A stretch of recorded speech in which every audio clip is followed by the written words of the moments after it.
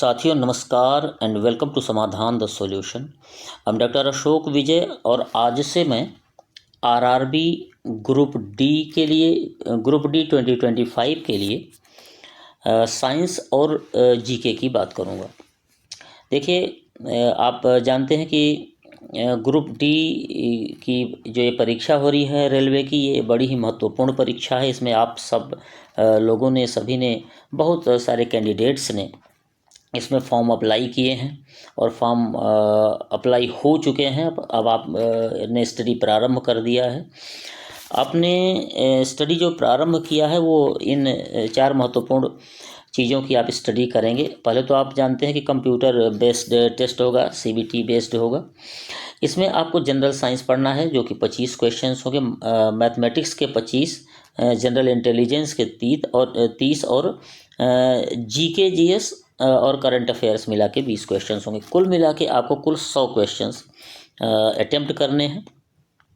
100 में से इम्पोर्टेंट जो जनरल साइंस के 25 क्वेश्चंस और जीके जीएस के और करंट अफेयर्स मिला के जो 20 क्वेश्चंस हैं, कुल 45 क्वेश्चंस हैं। तो इन 45 क्वेश्चंस की बात मैं करूँगा, यानी समाधान द सॉल्यूशन आपको इन 45 क्वेश्चन से लगभग 50% की बात करेगा आपकी इस तैयारी की। एक बात दूसरी ये है कि आप तैयारी की जो रणनीति बनाएंगे वो क्या होनी चाहिए। देखिए अभी आपके पास कुल मिला के 5 से 6 महीने के करीब तैयारी करने के लिए है। तो इस 5-6 महीनों में आपको क्या करना है, डिटेल्ड स्टडी करनी है। जब आप 5-6 महीने हैं तो आपको क्या करना है, टॉपिक वाइज पढ़ना है। हर टॉपिक से आप जो है अभी पढ़ेंगे, टॉपिक वाइज जब पढ़ लेंगे तो आपको टोटल जो है सब्जेक्ट में जो क्वेश्चंस हैं, किसी भी टॉपिक से क्वेश्चंस पूछे जाएंगे तो वो करने में आपको समस्या नहीं होगी। तो समाधान द सॉल्यूशन की जहाँ तक बात है तो वो यही रणनीतियाँ बनाएगा। अभी आपको टॉपिक वाइज तैयारी हम करवाएंगे, क्लासेस लेके आएंगे। और इन क्लासेस में क्या होगा कि ये वो क्लासेस में जो वो क्वेश्चंस होंगे वो मोस्ट इम्पॉर्टेंट एमसीक्यूज होंगे। और ये वो एमसीक्यूज होंगे जो कभी न कभी किसी परीक्षा में खास तौर से रेलवे की परीक्षा में पूछे गए हैं। वो इम्पॉर्टेंट पीवाईक्यूज होंगे, प्रीवियस ईयर क्वेश्चंस होंगे और नए क्वेश्चंस होंगे जिनके पूछे जाने की पूरी संभावना है आरआरबी ग्रुप डी की 2025 की जो परीक्षा होनी है। तो इसलिए पूरी वीडियो को ध्यान से देखें। आज से आप ये मान लीजिए कि साइंस की और जीके की इन दोनों की डील हमारे यहाँ होगी। इस हमारे चैनल पे हमारी क्लासेस होंगी इसकी। तो रेगुलर इंटरवल पर आपको ये क्लासेस मिलेंगी। साइंस की जहाँ तक बात है तो इसमें सबसे जो पहला टॉपिक हमने इसमें शामिल किया है वो है मात्रक, मापन और राशियाँ। अब इस टॉपिक में जो भी क्वेश्चंस बन सकते हैं वो सारे के सारे कवर किए गए हैं, ये गारंटीड रहेगा। इसलिए बहुत ध्यान से देखेंगे आप और पूरी वीडियो देखेंगे तो आपका पूरा, आप जैसे मात्रक, मापन और राशियाँ, ये टॉपिक का अर्थ ये है कि हमने सारा कवर किया हुआ है। अब इसमें कुछ आपका छूटने वाला नहीं है, इसलिए बहुत ध्यान से इसको पूरा देखिएगा। अब इसमें आता क्या है वो आप देख लें। जैसे मूल मात्रक है, व्युत्पन्न मात्रक है, एसआई मात्रक है, मापन, मापक यंत्र, अदिश, सदिश राशियाँ हैं, ये सारे क्वेश्चंस आते हैं। उसके बाद जो मापक यंत्र हैं, जैसे उसमें बैरोमीटर है, हाइग्रोमीटर, एनोमीटर, सिस्मोग्राफ है, स्टेथोस्कोप है, इस तरह से क्वेश्चंस ऐसे आपको लगभग 20 मिलेंगे। अभी यहाँ तो केवल कुछ लिखे गए हैं। और मूल रूप से आपको मूल मात्रकों के, व्युत्पन्न मात्रकों के, इन सब के एसआई, मापक यंत्र, राशियाँ, इन सब की बात यहाँ की जाएगी। तो बहुत ही ध्यान से ये पूरी वीडियो को आप देखेंगे और आप पाएंगे कि आप एक क्वालिटेटिव वीडियो, क्वालिटेटिव क्लास देख रहे हैं और आपको निश्चित रूप से ये आपके लिए बहुत ही प्रॉफिटेबल साबित होगी। आइए प्रारंभ करते हैं। पहला प्रश्न है, क्वेश्चन नंबर 1 है, वायुमंडलीय दाब के मापन हेतु किस यंत्र का प्रयोग किया जाता है। देखिए ऐसे क्वेश्चंस आते हैं, which instrument is used to measure atmospheric pressure. क्या एनीमोमीटर है, या हाइग्रोमीटर है, या बैरोमीटर है, या थर्मोमीटर है। अब देखिए थर्मोमीटर क्या करता है, थर्मामीटर नापता है क्या, हमारे बॉडी के टेम्परेचर को। बैरोमीटर सही उत्तर। हाइग्रोमीटर आर्द्रता नापता है, ये जो है एनीमोमीटर क्या है, ये वायु के वेग को मापता है। तो option number C barometer is the right answer. Barometer जो है वो एटमॉस्फेरिक प्रेशर यानी वायुमंडलीय दाब का मापन करता है। तो option number C is the right answer, barometer. देखिए एनीमोमीटर वायु का वेग मापता है, हाइग्रोमीटर आर्द्रता, बहुत बार क्वेश्चन आता है, इसको बिल्कुल याद रखिएगा। थर्मामीटर तापमापी है, हमारे शरीर का ताप मापता है थर्मामीटर। क्रोनोमीटर जो है ये पानी के जहाज़ों में समय की जानकारी हेतु है, और अल्टीमीटर जो है ये समुद्र तल से विमानों की ऊंचाई का मापन करता है। तो आप देख रहे हैं कि एक क्वेश्चन के एवज में आपको इतने क्वेश्चंस के आंसर मिलेंगे। आगे और भी क्वेश्चंस के आंसर आपको एक ही जो है क्वेश्चन के सापेक्ष मिल जाएंगे। वीडियो ये जो क्लासेस होती हैं बड़ी ही इम्पोर्टेंट होती हैं, और ये जो क्वेश्चंस होते हैं परीक्षा में आने योग्य होते हैं, इसलिए वीडियो को लाइक कीजिए, समाधान द सॉल्यूशन को सब्सक्राइब कीजिए, और निश्चित रूप से वीडियो को पूरा देखेंगे तो आपको लाभ ही होगा, इसमें कोई दो मत नहीं है। दूसरा क्वेश्चन है, प्रश्न नंबर 2 है, एसआई पद्धति में कुल कितने मूल मात्रक हैं? How many fundamental units are there in the SI system? देखिए एसआई सिस्टम में 7 मूल मात्रक हैं। Option number C is again the right answer. 7 मूल राशियां भी दरअसल होती हैं, और इस हर मूल राशि के 1 मात्रक होते हैं। तो 7 मूल राशियां और उनके 7 मात्रक। ये कौन कौन है? देखिए मूल राशियां और मात्रक दोनों एक साथ यहाँ मिल जाएंगे। लंबाई का मूल मात्रक है मीटर, द्रव्यमान का किलोग्राम, समय का सेकंड। अब देखिए मीटर किलोग्राम सेकंड, इसको क्या कहेंगे? MKS। अभी आपको ये आगे मिलेगा कि MKS पद्धति होती है, मीटर किलोग्राम सेकंड। ये विद्युत धारा एम्पियर, ताप केल्विन, ज्योति तीव्रता का जो है मूल मात्रक कैंडेला है, और पदार्थ की मात्रा का मोल है। तो इस तरह से ये कुल 7 मूल मात्रक हो गए और 7 राशियाँ हो गई। मूल मात्रक के अलावा 2 पूरक मात्रक भी हैं, इनको याद रखिएगा। एक समतल कोण राशि है, उसका मूल मात्रक है रेडियन, और दूसरा स्टेरेडियन है मूल मात्रक, ये है ठोस कोण का।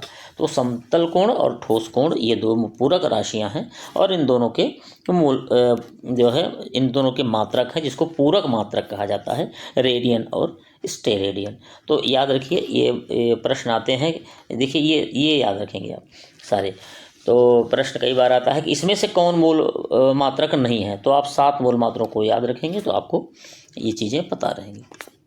नेक्स्ट है तीसरा प्रश्न है, निम्न में से कौन एसआई पद्धति में मूल मात्रक नहीं है? देखिए ये क्वेश्चन आ गया उस तरह से, which of the following is not fundamental unit of the SI system. तो कौन नहीं है?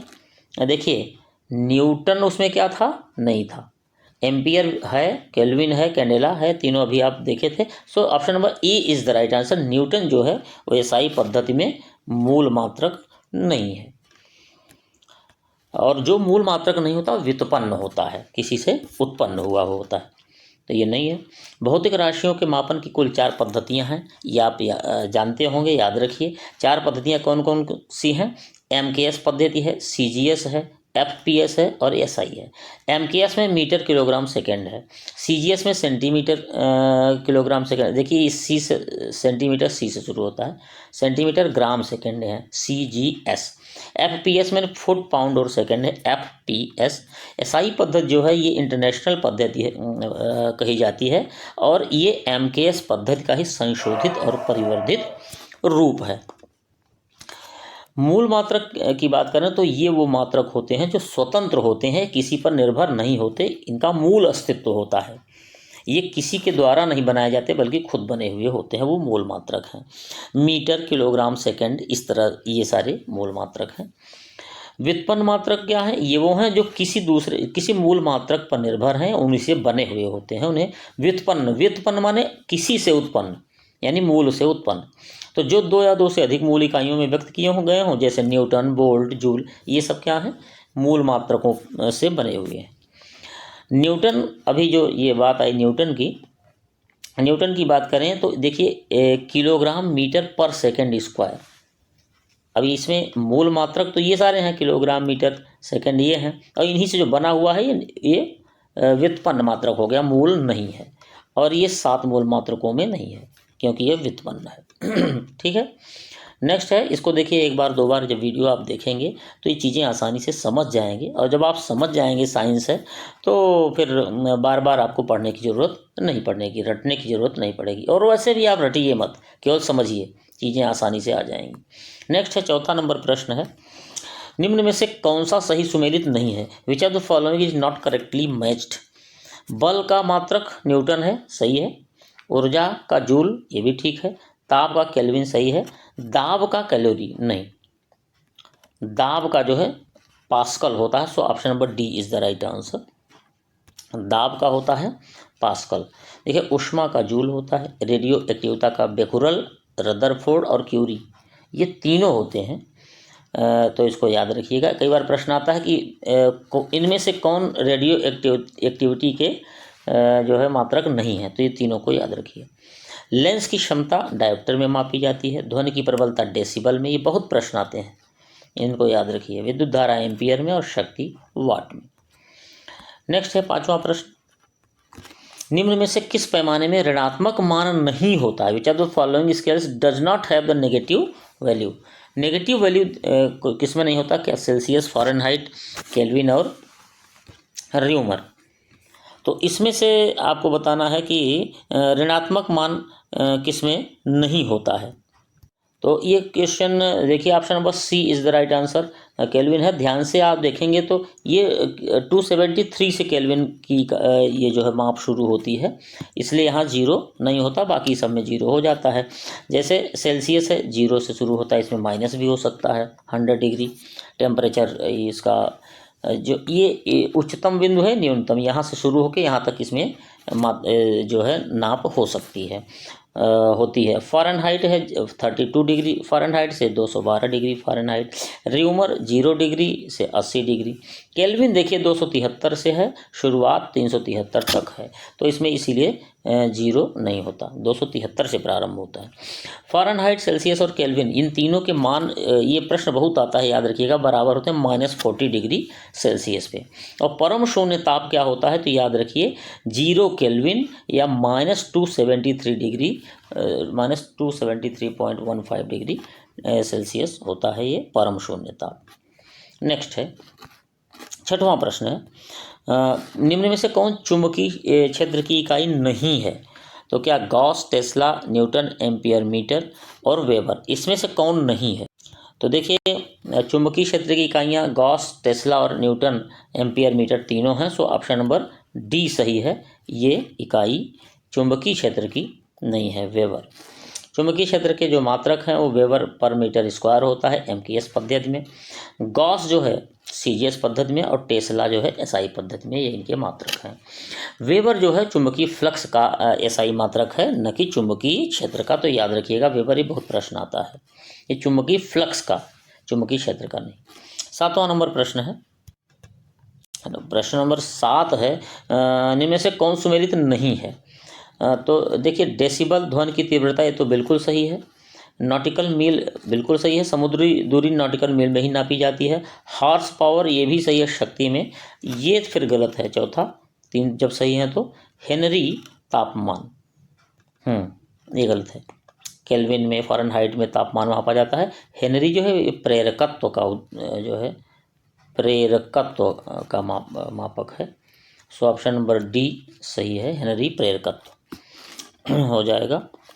तापमान तो सेल्सियस में होता है, केल्विन में होता है, फ़ारेनहाइट में। नॉट जो है समुद्री जहाज़ की गति नापता है। नॉटिकल मील जो होते हैं समुद्री परिवहन में प्रयुक्त दूरी होती है। एक नॉटिकल मील, याद रखिएगा, 1.15 मील होती है, और ये 1852 मीटर के बराबर होता है। फ़ैदम जो है समुद्र की गहराई का मापक है, एक फ़ैदम में 1.83 मीटर आता है। श्यानता का जो मात्रक है डायन सेकेंड पर सेंटीमीटर स्क्वायर होता है, जिसको प्वाइज कहा जाता है। तो श्यानता का मात्रक प्वाइज है या डायन सेकेंड पर सेंटीमीटर स्क्वायर। नेक्स्ट है 8 नंबर प्रश्न, बिजली उत्पादन के मापन की इकाई है। देखिए, याद रखिएगा, उत्पादन के मापन की इकाई, the unit of measurement of electricity production जहाँ होता है बहुत बड़े दर्जे पर होता है, तो जब बड़े दर्जे पर होगा, बड़े स्केल पे, लार्ज स्केल में होगा तो मेगावाट कहा जाएगा। आपने सुना होगा कि इतने मेगावाट की परियोजना लगाएगी, प्रोजेक्ट लगाएगी। बाकी वाट, एम्पियर, ओम ये सब छोटे दर्जे के मात्रक हैं। तो मेगावाट प्रोडक्शन में होता है।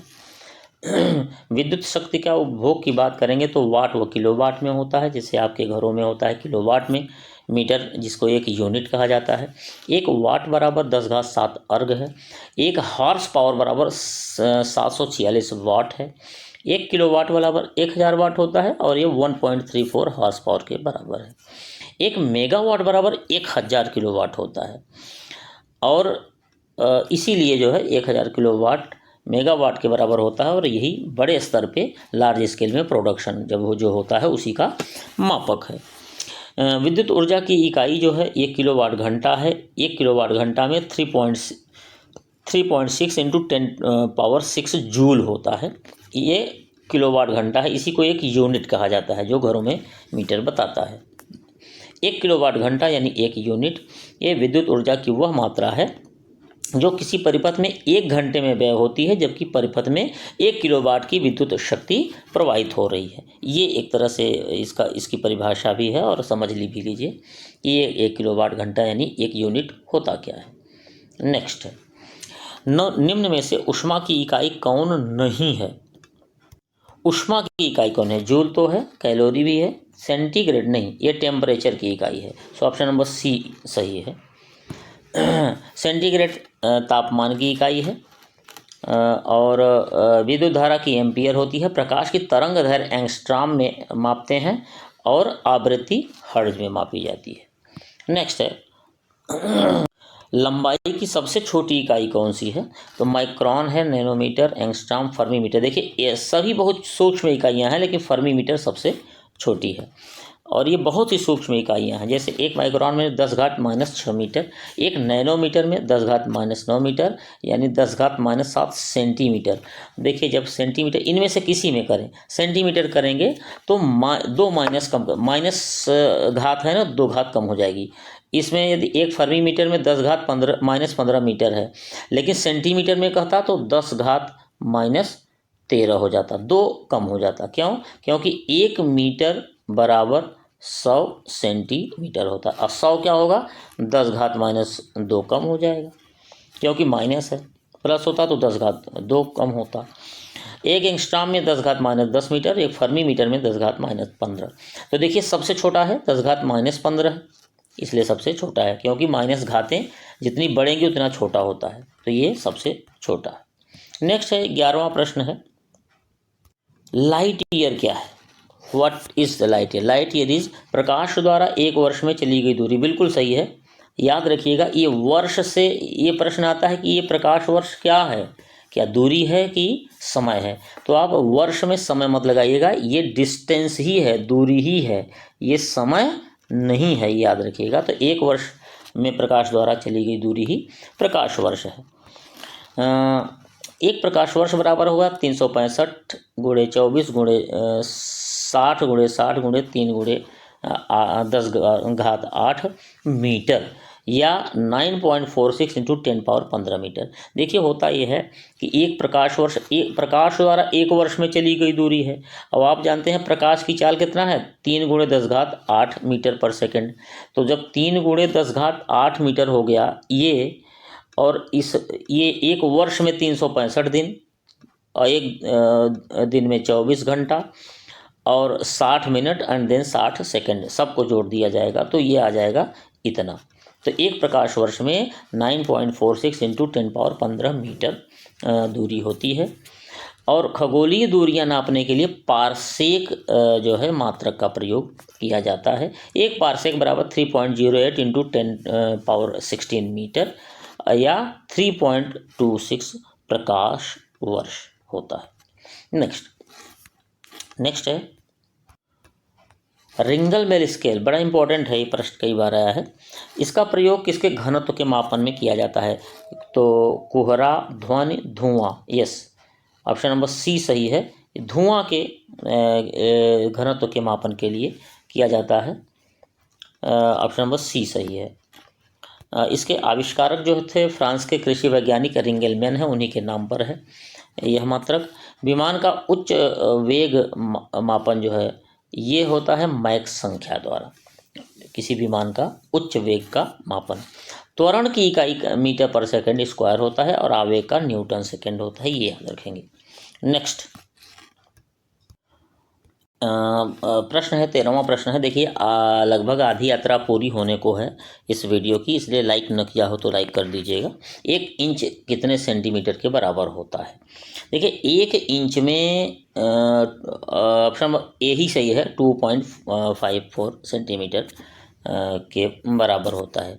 आपने 12 इंच की जो स्केल देखी होगी उसमें सेंटीमीटर 30 लिखे रहते हैं, तो 12 दूना 24 और 36 लगभग 2.5, और यहाँ लगभग 2.5 नहीं बल्कि 2.54 के बराबर एग्जैक्टली होता है, याद रखिए। तो 1 इंच में 2.54 सेंटीमीटर्स होते हैं।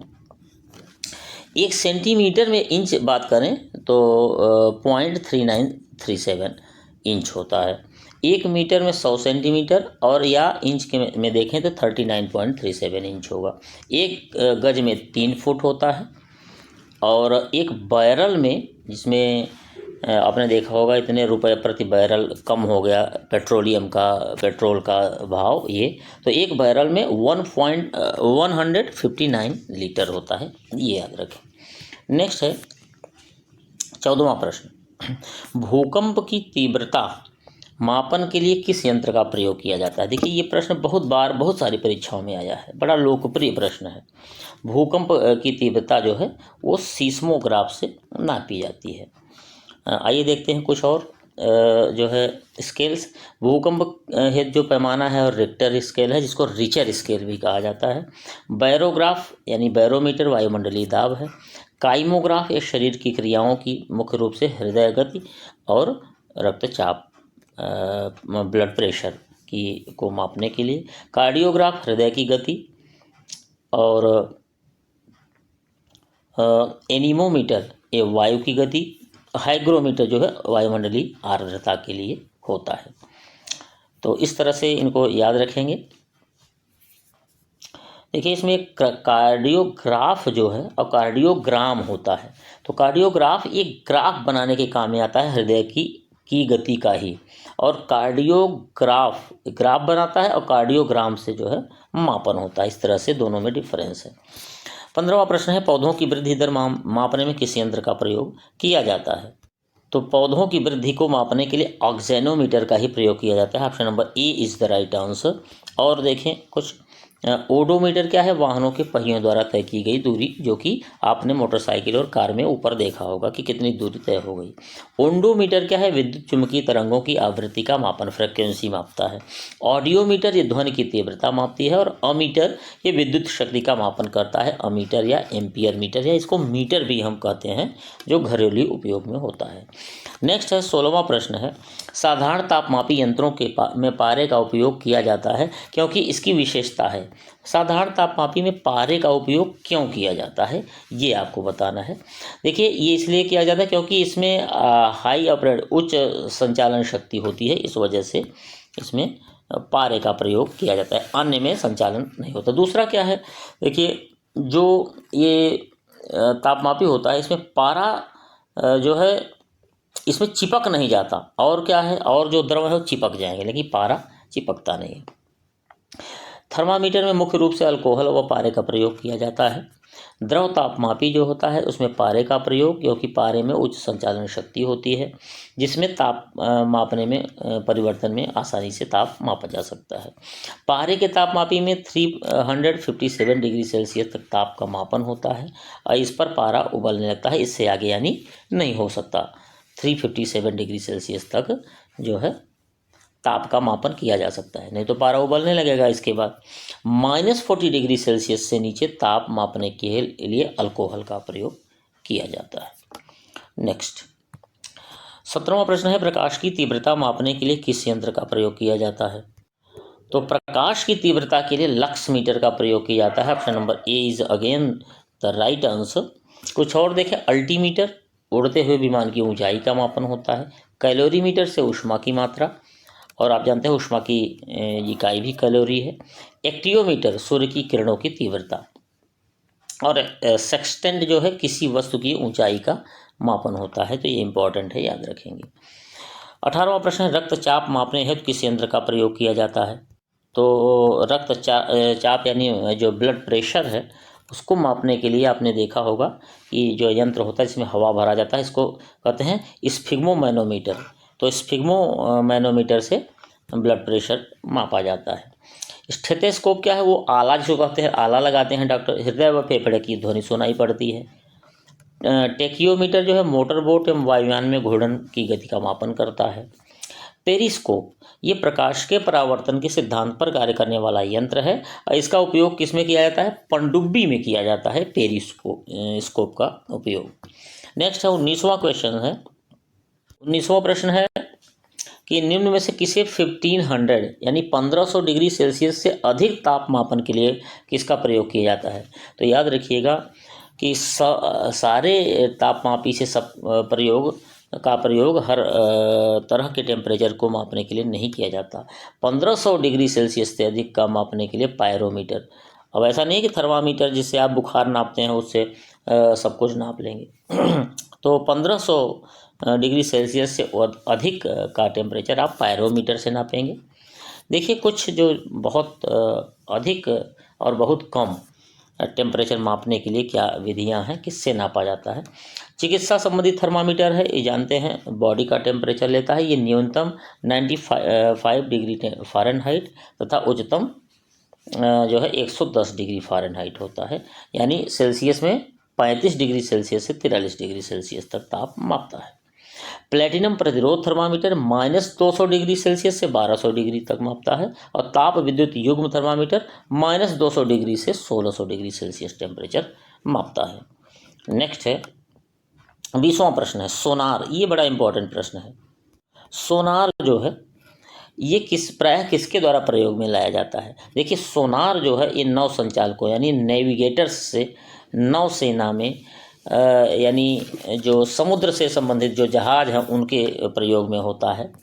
तो आप सोनार का यदि फुल फॉर्म देखेंगे तो साउंड नेविगेशन एंड रैंगिंग इसका पूरा नाम है सोनार का। ये भी आता है, इसको याद रखिएगा। समुद्र तल की गहराई या समुद्र में डूबी हुई वस्तु का पता लगाया जाता है, उसके लिए किया जाता है। पराश्रव्य ध्वनि तरंगों का उपयोग किया जाता है। इसमें होता क्या है कि जैसे ये समुद्र तल है और नीचे कोई वस्तु डूबी है, तो यहाँ से कोई एक जो है आवाज़ डाली जाएगी और वो कितनी देर में पहुंच के वापस जाती है उसी दूरी को जो है रिकॉर्ड किया जाएगा, उसी से अंदाज़ा लगाया जाएगा, अनुमान लगाया जाएगा कि कितनी गहराई में वह वस्तु है। नेक्स्ट क्वेश्चन है सापेक्षिक आर्द्रता।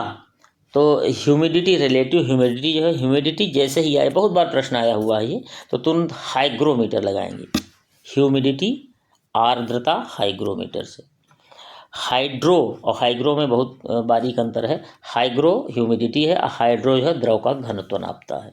लैक्टोमीटर दूध से संबंधित है, दूध की शुद्धता।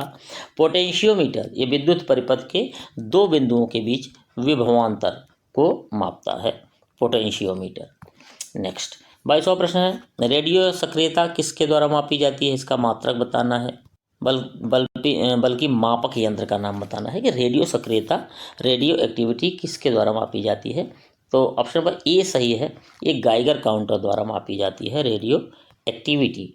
अब रेडियो एक्टिविटी की खोज जो है हेनरी बेक्यूरेल ने की थी, पी क्यूरे ने और मैडम क्यूरी, तीनों के द्वारा की गई थी, और इसीलिए इन्हीं तीनों को भौतिकी का नोबेल 1903 में मिला था। भौतिकी एवं रसायन दोनों में नोबेल पुरस्कार पाने वाली महिला हैं मैडम क्यूरी। नेक्स्ट है, निम्न में से कौन वेक्टर परिमाण है? यानी अदिश और सदिश राशियों में कौन सा वेक्टर यानी सदिश है? तो देखिए ऊर्जा तो सदिश है, ताप सदिश है, दाब सदिश है, बल। ऑप्शन नंबर डी सही है, क्योंकि ये देखिए सदिश जिसमें परिमाण और डायरेक्शन दोनों की ज़रूरत हो, और अदिश में ज़रूरत नहीं होती, केवल परिमाण की होती है, दिशा की नहीं। तो ये जो है बल जो है वो क्या है, बल एक सदिश है, वेक्टर है। सदिश राशि वेक्टर क्वांटिटी की बात करें, वह भौतिक राशियां जिन्हें व्यक्त करने के लिए क्या परिमाण के साथ दिशा भी आवश्यक होती है, जैसे बल, वेग, विस्थापन, त्वरण, संवेग, आवेग आदि, ये हैं सदिश। और अदिश राशि केवल परिमाण की आवश्यकता होती है, दिशा की नहीं। इसमें द्रव्यमान, घनत्व, समय, चाल, दूरी, विद्युत विभव आदि ये सब अदिश है। नेक्स्ट 24वां नंबर प्रश्न है, इसके बाद 6 प्रश्न बचेंगे। सूर्य को देखने के लिए किस यंत्र का प्रयोग किया जाता है? तो देखिए, सूर्य को देखने के लिए हेलियोस्कोप का प्रयोग किया जाता है, ऑप्शन नंबर सी सही है। पेरिस्कोप का प्रयोग किया जाता है समुद्र के भीतर से ऊपर की ओर वस्तुओं को देखने के लिए, पनडुब्बी में ये लगा होता है पेरिस्कोप। और पॉलीग्राफ आप जानते होंगे, झूठ का पता लगाने वाला यंत्र है। ब्यूफोर्ट स्केल है, हवा की गति मापती है। और ऑक्सेनोमीटर जो है वो पौधों की वृद्धि का मापन करता है। 25वां प्रश्न है, इसके बाद 5 प्रश्न बचेंगे। आकाश या समुद्र की नीलिमा किस यंत्र द्वारा मापी जाती है? समुद्र या आकाश की नीलिमा कितना नीला है, ये साइनोमीटर द्वारा नापा जाता है। Option number A is again the right answer. वर्षा का मापन होता है हाइटोमीटर यानी रेन गेज द्वारा। किए गए कार्य का मापन अर्गोमीटर। समुद्र तल से विमानों की ऊंचाई अल्टीमीटर। और गैसों का दाब मापन के लिए मैनोमीटर का उपयोग किया जाता है। देखिए, ये आपको थोड़ा भ्रमित करने वाले होंगे कि इतना कैसे होगा, लेकिन आप धीरे धीरे चीज़ें समझ जाएंगे। आप एक बार 2 बार इसको जरूर पढ़ेंगे, और वैसे भी आपके पास समय है तो आप बार बार इसको देखेंगे तो आपको रट जाएगा। रटने की ज़रूरत है नहीं, लेकिन आप धीरे धीरे याद सा कर लेंगे, बार बार देखते जाइए। 26वां नंबर प्रश्न है, मल्टीमीटर में किसका संयोजन नहीं होता? तो मल्टीमीटर, देखिए मल्टी माने कई, तो बहुत सारे जहाँ मिलके बने हो, तो वोल्ट मीटर, ओम मीटर और अमीटर तीनों का प्रयोग हुआ होके ये मल्टीमीटर बनता है। इसमें चौथा नंबर डी, गैल्वेनोमीटर नहीं होता। So option number D is the right answer. आइए कुछ और देखते हैं। गैल्वेनोमीटर जो है सर्किट में बिजली के प्रवाह का मापन करता है।